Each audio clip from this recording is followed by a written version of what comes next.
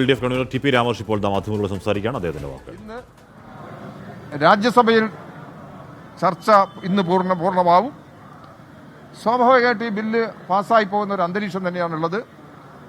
എന്നാലും ജനങ്ങളുടെ പ്രതികരണം, ജനങ്ങളുടെ വികാരം ശക്തമായി ഇതിൻ്റെ അകത്ത് പ്രകടിപ്പിക്കുന്നതിനും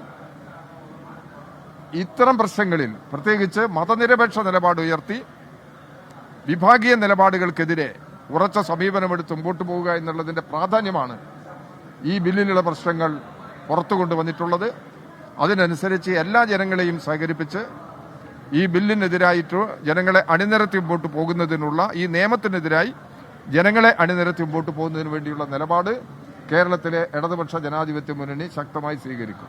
രാഹുലിന്റെയും പ്രിയങ്കയുടെയും നടപടി കേരളത്തിലെ UDF ജനങ്ങളോട് വിശദീകരിക്കാൻ ബാധ്യസ്ഥരാണ്. തീർച്ചയായിട്ടും രാഹുലിന്റെയും പ്രിയങ്കയുടെയും നിലപാടുകൾ ജനങ്ങളുടെ മുമ്പിൽ വിശദീകരിക്കണം. കോൺഗ്രസ് ഇതിൽ വോട്ടെടുപ്പിൽ നിന്നു, അവർ ഇതിന് എതിരായി വോട്ട് ചെയ്തെന്ന് പറഞ്ഞിട്ട് മാത്രമല്ല, ഇത് ഇന്ത്യൻ രാഷ്ട്രീയത്തിലുള്ള ഏറ്റവും ഗൗരവമായൊരു പ്രശ്നമാണ്. ആ പ്രശ്നത്തിൽ രാഹുൽ ഗാന്ധിയുടെയും പ്രിയങ്ക ഗാന്ധിയുടെയും സമീപനം വളരെ പ്രധാനപ്പെട്ടതാണ്. അവരുടെ നിലപാട് അവർ പറയേണ്ടതാണ്. അവരുടെ അഭിപ്രായങ്ങളും പ്രതികരണങ്ങളും ഈ പ്രശ്നത്തിൽ പ്രകടിപ്പിക്കാൻ തന്നെ വേണം. തീർച്ചയായും കേരളത്തിൽ ഇത് പ്രത്യേക ചർച്ചാ വിഷയമാകും എന്നുള്ള കാര്യത്തിൽ തർക്കമില്ല. എല്ലാ സ്ഥിതിയും മനസ്സിലാക്കാൻ പറ്റിയിട്ടില്ല. പക്ഷേ പ്രത്യേകം അവരങ്ങനെ ഒരു നിലപാടെടുത്തിട്ടുണ്ടെങ്കിൽ അത് ഗൗരവമുള്ളൊരു വിഷയം തന്നെയാണ്.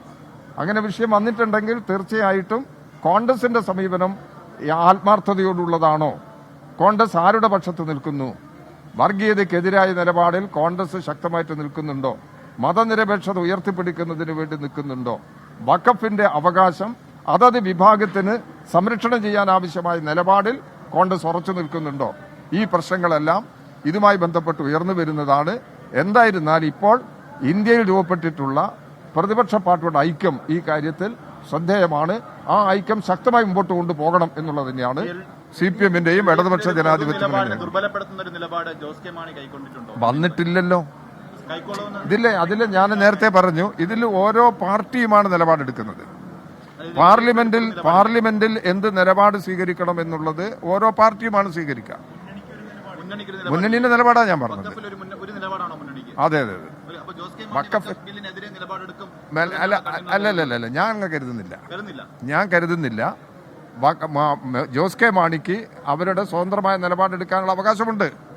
ഇതിനകത്തുള്ള ഏതൊരു പാർട്ടി, ഇപ്പൊ ഇന്ത്യയിലുള്ള ഏതൊരു പാർട്ടിയും അതത് പാർട്ടികളുടെ നിലപാടാണ് ഉയർത്തിപ്പിടിച്ചിരിക്കുന്നത്. ആ നിലപാടാണ് സ്വീകരിക്കുക. പക്ഷേ ഈ പ്രശ്നത്തിലുള്ള ഒരു പൊതു സമീപനമാണ് ഇടതുപക്ഷ ജനാധിപത്യ മുന്നണിയുടെ പൊതു സമീപനമാണെന്നത്. രാജ്യസഭയിൽ വോട്ടെടുപ്പ് നടക്കാൻ പോകുന്നല്ലേ ഉള്ളൂ. അത് കഴിഞ്ഞെങ്കിലല്ലേ ജോസ് കെ മാണി എന്ത് നിലപാട് എന്നുള്ളതിനെ കുറിച്ച് പറയാൻ സാധിക്കുള്ളൂ. ഒരിക്കലും കേരളത്തിൽ അത്തരം ഒരു വ്യത്യസ്ത നിലപാട് ജോസ് കെ മാണി ഉയർത്തിയിട്ടില്ല.